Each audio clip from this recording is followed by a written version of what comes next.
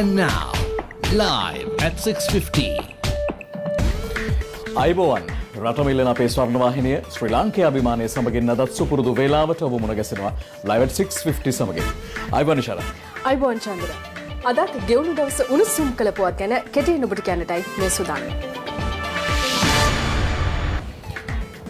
මහර බන්ධනාගාරයේ ගැටුමෙන් මියගිය රැඳවියන්ගෙන් සිව් දෙනෙකුගේ සිරුරු බොහොම දාණයට ඥාතීන් කළ ඉල්ලීම වත්තල මහේස්ත්‍රාත් අධිකරණය අද ප්‍රතික්ෂේප කළා. ඒ අනුව අධිකරණය සෞඛ්‍ය සේවා අධ්‍යක්ෂ ජෙනරාල්වරයාට නියෝග කළේ අදාළ සිරුරු අද සහ හෙට ආදාහනය කිරීමට පියවර ගන්නා ලෙසයි. පසුගේ නොවැම්බර් මස 29 වනදා මහර බන්ධනාගාරයේ ඇති වූ ගැටුමෙන් රැඳවියන් 11 දෙනෙකු ජීවිතක්ෂයට පත් වුණා.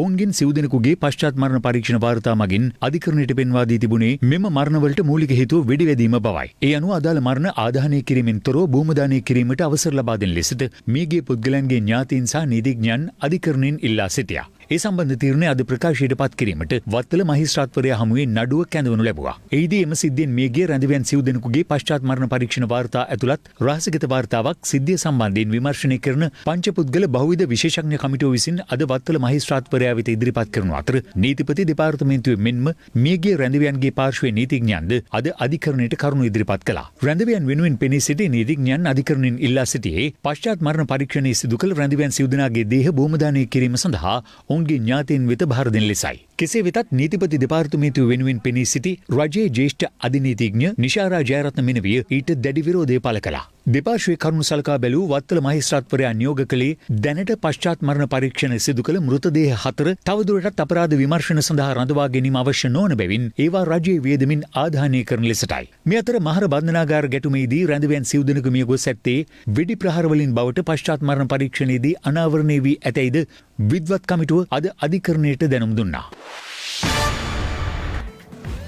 වැලිසල ලයරෝහලේදී ප්‍රතිකාර ලබමින් සිටියේදී පලාගිය කොවිඩ් ආසාදිත පුද්ගලයාද පස්වරුවේ මරදාන ප්‍රදේශයේදී සොයාගෙන තිබෙනවා.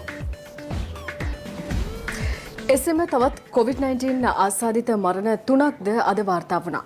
මේ අතර අදත් කොවිඩ් ආසාදිතයින් 326 දෙනෙකු වාර්තා වුණු අතර ඒ අනුව මෙරටින් වාර්තා වූ සමස්ත ආසාදිතයින් සංඛ්‍යාව 34447ක් දක්වා ඉහළ ගියා. රජයේ ප්‍රවෘත්ති දෙපාර්තමේන්තුව අද වාර්තා කළ COVID-19 ආසාදිත මරණ 3ම සිදු ඇත්තේ කොළඹ දිස්ත්‍රික්කයෙන්.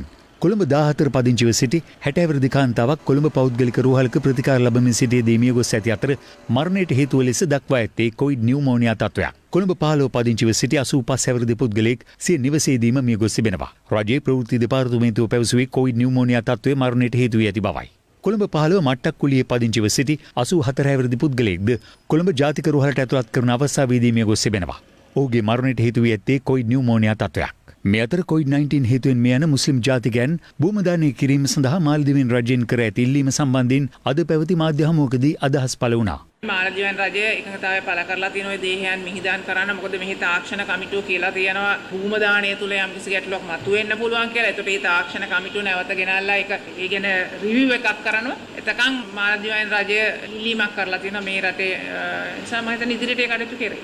වැලිසර ලයරෝහලේ ප්‍රතිකාර ලබමින් සිටි COVID-19 ආසාදිතයෙකු ඊයේ සවස පලා ගොස් තිබුණා. පොලිස් මාධ්‍ය ප්‍රකාශක නීතිඥ අජිත් රෝහණ මහතා පැවසුවේ මෙම පුද්ගලයා කොළඹ ග්‍රෑන්ඩ් පාස් ප්‍රදේශයේ පදිංචි 43 හැවිරිදි පුද්ගලයෙකු බවයි. කෙසේ වෙතත් අදාළ COVID-19 ආසාදිත පුද්ගලයා කොළඹ මරදාන ප්‍රදේශයෙන් අද පසුරුවේ සොයා ගැනුණා. ජාත්‍යන්තරයෙන් වාර්තා වූ පුවත් කිහිපයක් සමගින් දැන් විදෙස් පුවත්. නත්තල් සියාගේ ඇඳුමින් සැරසී සිදු කළ මත් වැටලීමක් පිළිබඳව පේරු රාජ්‍යයෙන් වාර්තා වනවා. පේරු මද්‍රව්‍ය විනාශකාරංශයේ නිලධාරීන් පිරිසක් මෙලෙස නත්තල් සියාගේ වෙස් ගනිමින් අදාළ ජාවාරම්කරුවන් සිය බහරයට ගත් අතර එහිදී කොකෙන් ඇතුළු මද්‍රව්‍ය රැසක් සොයාගත් බවයි වාර්තා වන්නේ. ඉතාලියේ එට්නා ගිනිකන්ද විදාරණය වීම ආරම්භ වී ඇති අතර එරට බලධාරීන් පවසන්නේ මේ වන විට ගිනිකන්දින් නිකුත් වන දුමාරය සහ අලු සැතපුම් 3ක පමණ ඉහළට නිකුත් වන බවයි. එට්නා ගිනිකන්ද සැලකෙන්නේ යුරෝපයේ වඩාත් සක්‍රිය ගිනිකන්දක් ලෙසයි. රුසියාව සිය නවතම රොකට් අත්හදා බැලීම සිදු කරමින් එහි දර්ශන මෙලෙස ජාත්‍යන්තර මාධ්‍ය වෙත නිකුත් කර තිබෙනවා. පසුගියදා නයිජීරියාවේ පාසැල් සිසුන් පිරිසක් පැහැර ගැනීමේ සිද්ධිය පිටුපස බොකෝ හරාම් ත්‍රස්ස කණ්ඩායම සිටින බවට චෝදනා එල්ලවන අතර 300ක පමණ පාසැල් සිසුන් පිරිසක් තවමත් අතුරුදන්ව ඇති බවයි වාර්තා වන්නේ. ඔස්ට්‍රේලියාවේ විරලබඩ කලාපයේ ආශ්‍රිතව මුහුදුරලත් සමග එකතු වන පෙන විශාල වශයෙන් ගොඩගැසී ඇති ආකාරය මේ දිනවල විදේශ මාධ්‍ය වාර්තා කර තිබුණේ මෙලෙසින්. මේ අතර වෙරළ තීරයක උපත ලැබූ යෝධ ගංගා කැස්බෑ පැටවුන් 92,000කට අධික පිරිසක් පිළිබඳව බ්‍රසීලයෙන් මෙලෙස වාර්තා වුණා. අනුරාධපුර පාදිනිය ප්‍රධාන මාර්ගයේ පදික මාරුවක් මතදී සිදු වූ රිය අනතුරකින් මවක් සහ ඇයගේ අවුරුදු 3 පුතු මිය ගොස් තිබෙනවා. අනතුර සම්බන්ධයෙන් පුද්ගලයන් 8 දෙනෙකු අත්අඩංගුවට ගෙන ඇති බව පොලිසිය පවසනවා. අනුරාධපුර පාදිනිය ප්‍රධාන මාර්ගයේ පහළ බලල්ල ප්‍රදේශයේ දේවාල හන්දියේදී මවක සහ ඇයගේ කුඩා පුතු කැබ් රථයක ගැටි ඊයේ සවස 6:30ට පමණ මේ අනතුර සිදුව තිබුණා. අනතුරින් බරපතල තුවාල ලබා රෝහල්ගත කළ 32 හැවිරිදි මව සහ ඇගේ අවුරුදු 3.5ක් පමණ වන දරුවා මිය ගියා.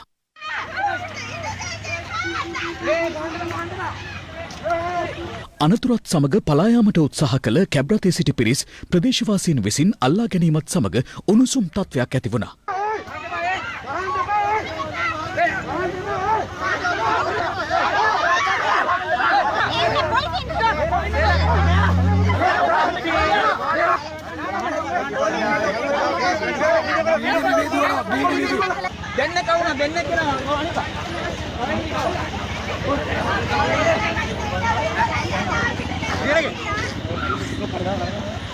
ඔවුන් පාලනය කිරීමට පොලිසියටද මැදිහත් වීමට සිදු වුණා.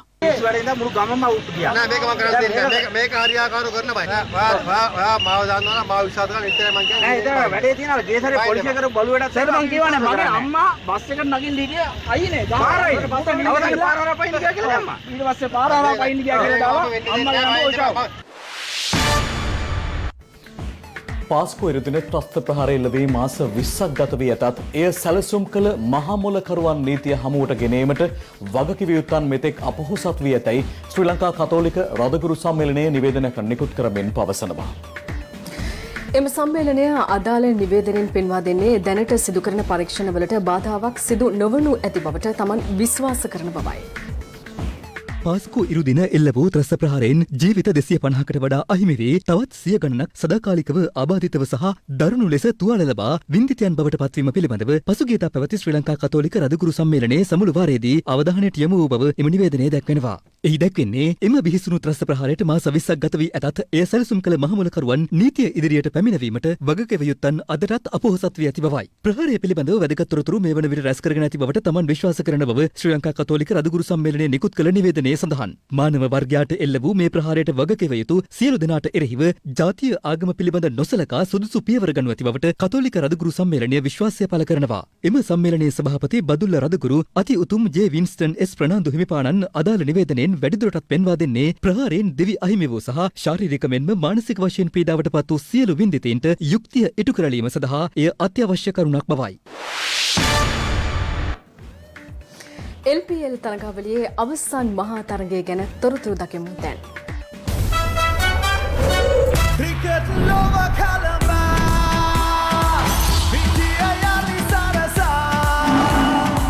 LPL තරගාවලිය අවසන් මහා තරගයේ ගෝල් ග්ලැඩියේටර්ස් කණ්ඩායම සහ ජෙෆ්නා ස්ටැලියන්ස් කණ්ඩායම අතර තවත් සුළු මොහොතකින් හම්බන්තොට මහින්ද රාජපක්ෂ ක්‍රීඩාංගණයේදී පැවැත්වීමට නියමිතව තිබෙනවා. ගෝල් ග්ලැඩියේටර්ස් කණ්ඩායමට තරගාවලියේ වැඩිම ලකුණුලාභියා ධනුෂ්ක ගුණතිලක සිටින අතර ජෙෆ්නා ස්ටැලියන්ස් කණ්ඩායමට තරගාවලියේ වැඩිම කඩුළුලාභියා වනිඳු හසරංග ක්‍රීඩා කිරීමට නියමිතයි. මේ අතර ලබන LPL තරගාවලියට තවත් කණ්ඩායමක් ඇතුළත් කිරීමට අදහස් කර ඇති බව ශ්‍රී ලංකා ක්‍රිකට් ආයතනයේ උපසභාපති රවීන් වික්‍රමරත්න මහතා පවසනවා. The entire tournament every day watched by about 10 to 5 million globally, and the first day itself that was unofficial news that 100 million people had watched, and we'll be playing the tournament starting on the 27th of July and it will go up to 19th of August. With 16, we are introducing one team from Trinco, that is the eastern part of the country. Lanka Premier League 2020. ඒ ඔබදුටුවේ ගෙවුණු දවස උණුසුම් කළ පුවත්. ඔව් ඒ ගැන වැඩි විස්තර සමගින් අපි ඔබ මුණ ගැහෙනවා රාත්‍රියටට ලයිව් එකේ තුලින්. සුබ රාත්‍රියක්. සුබ රාත්‍රියක්.